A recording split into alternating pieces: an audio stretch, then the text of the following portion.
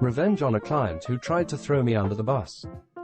I was pushing 40, and I'd learned a lot of lessons in more than 10 years of legal practice. But one of the most important lessons I learned was from an older lawyer that I worked for as a summer student, after the second year of law school. A lawyer has 3 duties, he told me: first to himself, second to the court, and last, the client. Always make sure you come first, and the client comes last. The reason? Because clients will fuck you, he said. They'll throw you under the bus without thinking twice. I should have stayed with this lawyer. But being young and an idiot, I had to go work downtown, and I'm still downtown now, but fortunately for me, I remembered this lesson, and it came in handy many years later when a client really did try to throw me under the bus. My client was this mid-sized company that did this and that and owned things here and there, not big enough to be listed, but it did have a pretty sizable real estate portfolio, and one day a building they owned burned to the ground. The company wanted to collect on the insurance, so they told Frank, a veteran salaryman, to deal with it. Frank was close to 60 and thought he knew what he was doing. He didn't need me to help him with the insurance claim, he told me. He had everything under control. Besides, lawyers are expensive. Some guys really get off on not paying legal fees, and Frank was one of those guys who gloated over every penny that he managed not to pay to the lawyers. I dealt with Frank a lot, and he was always nickel and dimming me. The insurer is going to fuck you, I told Frank. It was only by luck that I even knew about the fire and the loss because Frank had not asked for my help. He just let it slip one day, and since then, I'd kept on top of him, trying to get him to smarten up. I'd had to fight to get him to send me the proof of loss form to make sure he hadn't messed that up.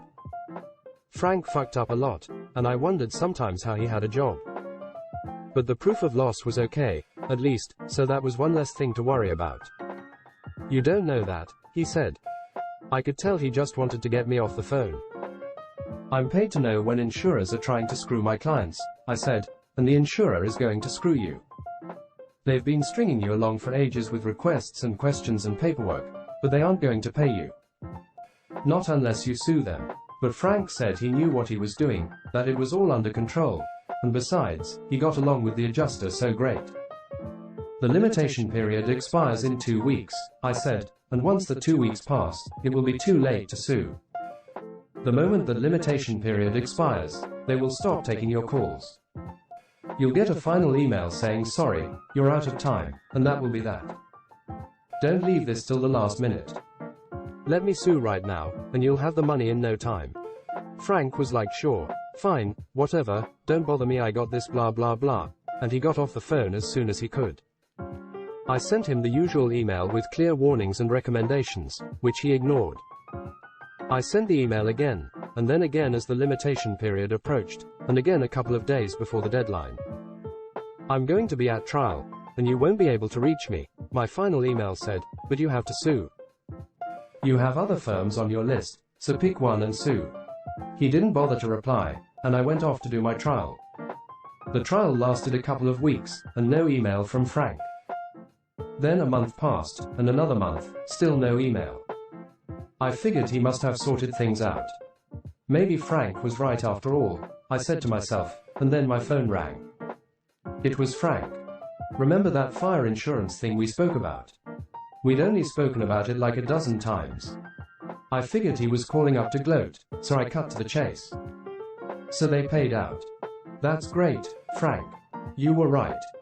He asked me what I was talking about, and could he see a copy of the claim? What claim? I said. The claim against the insurer. You know, that claim. Does that mean the insurer didn't pay? I said.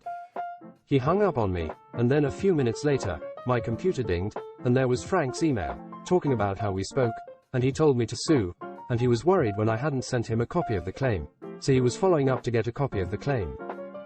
I emailed him back. I take it that the insurer didn't pay you, just like I told you they wouldn't, and now that the limitation period is expired, they told you to jump in the lake, leaving you with a loss in the millions. Is that it? I'd made a mistake by not going over Frank's head when he wouldn't listen to me, but if I'd gone over Frank's head, I never would have received another file from him, so I didn't. But that was then, and this was now, so I CC'd Frank's boss and his boss's boss, plus I CC'd Bill, the client's in-house counsel. Bill acknowledged my email right away and called me later that day. Frank messed up, he said, we know that. He's an idiot. So what do we do? So his excuses didn't work. Nope. Bill explained that they'd summoned Frank to a boardroom, but his story didn't add up, given all the warnings I'd sent him. Besides, there would have been no reason for him to keep emailing the insurer if he told me to sue. Once the file goes to legal counsel, Frank's role was over. The company knew Frank was bullshitting them. So that's it, then. Bill said, we just lost a couple of $1 million. It's okay, I said, explaining that when I realized that Frank was going to fuck up, I issued a claim against the insurer. Because I'd made Frank send me the proof of loss a while earlier, I had enough information that I could sue to preserve the course of action. Not a great claim and short on details, but good enough. You sued without instructions. Bill said. Lawyers aren't supposed to sue without instructions because if you do that, you're personally liable for whatever costs the other side incurs. It's a big deal to sue without instructions. Yup, I said, I sued without instructions. I pulled up a copy of the claim and emailed it to him as we spoke. It's a little rough, I said, but we can always amend. Thank God. Bill said, can I leave it with you? Of course he could. The insurer was a sitting duck, and I knew I'd collect from him, no problem. A few days later, I got a call from another guy who worked for the client, a guy the first didn't normally deal with. They had a situation and needed my help. I usually deal with Frank. I said, what's up?